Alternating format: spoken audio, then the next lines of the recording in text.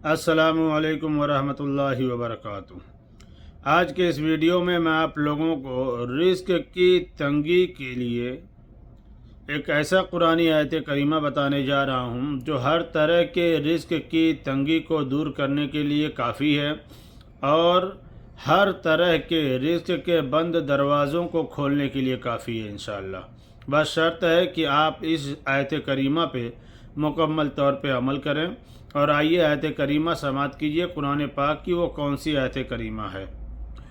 कुरान पाक में एक आयत करीमा है, बिस्मिल्लाहिर्रहमानिर्रहीम, वमन यत्तक़िल्लाह यजअल लहू मखरजा वयरज़ुक़हु मिन हैसु ला यहतसिब। ये आयत करीमा है और इस आयत करीमा के पढ़ने का तरीका ये है कि रोज़ाना सुबह बाद नमाज फ़जर जो है आप अव्वल आखिर एक बार दरूद पाक पढ़ लीजिएगा और 21 मरतबा इस आयत करीमा को पढ़ लीजिएगा। रब की ज़ात पर तवक्कल करके पढ़िए, इंशाअल्लाह ताला बेहिसाब रिस्क में बरकत होगी। और अगर आपका रिस्क किसी भी तरह की बंदिश का शिकार है तो इंशाअल्लाह ताला रिस्क के दरवाज़े भी खुल जाएंगे और वो बंदिश भी ख़त्म हो जाएगी और अल्लाह ताला आपको बेहिसाब इंशाअल्लाह रिस्क से नवाजेगा।